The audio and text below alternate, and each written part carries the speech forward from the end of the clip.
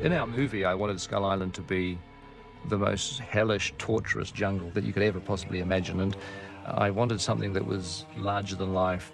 It's a very, very difficult place. It's not beautiful, it's aggressive, it's dangerous, it's sharp. It's the kind of place that if you landed in the 30s on that island, you'd have maybe 2 or 3 hours up your sleeve, you know, and then it'd be over. The island would eat you alive. So it started as a series of concept drawings to look at what the different locations on the island would look like, what the light would look like at different times of day. Gus, in particular, started out doing some beautiful renditions of people crossing log bridges and this wonderfully mysterious jungle. Pete was really good because he just let me go out on my own tangents. And it was a matter of me coming up with paintings of what would be spooky and eerie and what would look cool. Almost from the day one, you know, the very first art that Gus was producing was just absolutely nailing Skull Island. He captured the flavour of that island right then and there. You know, he probably got it in his second painting. So, you know, what he brought to that film was absolutely immense. Key to the understanding of Skull Island is you have to realise that it's sinking, and as it sinks, it shrinks. And now all we're left with is the very tip of this landmass that's jutting out as an island. So I came up with the idea of the wall actually being the remaining part of one large encircling wall, which would have been at the very top of the island, enclosing this great city. The area beyond the wall, which is where the dinosaurs and Kong live, was originally the inside of the wall of a huge city. And what that allowed us to do is to go inside the gate and find this whole world that once existed. And I know that Jeremy and Gus looked at different areas of Indonesia and Polynesia as inspiration.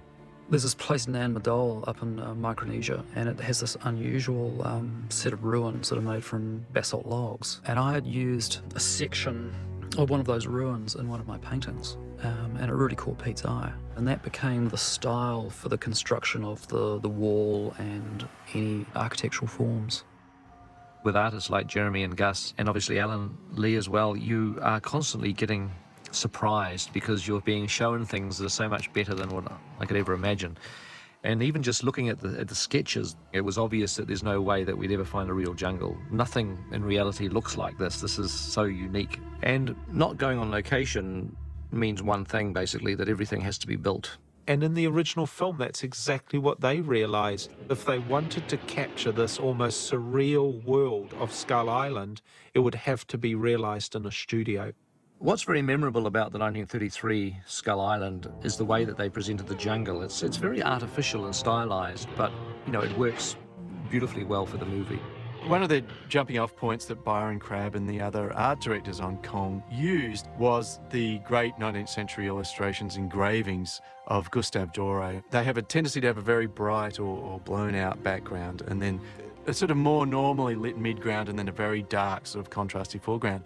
And this sort of depth was very characteristic of the 1933 version of King Kong. I wanted us to capture much the same quality in our version. I wanted our version to sort of feel like our jungle was a close, you know, cousin of the 1933 jungle. So we used a very much a layered approach. You have those layers of foreground, middle ground, background, and normally as an art department we'd be involved in making all those things. We were much more involved in making the foreground. To be efficient in live action shooting, only a fairly small piece of dressed set was built on the live action stage.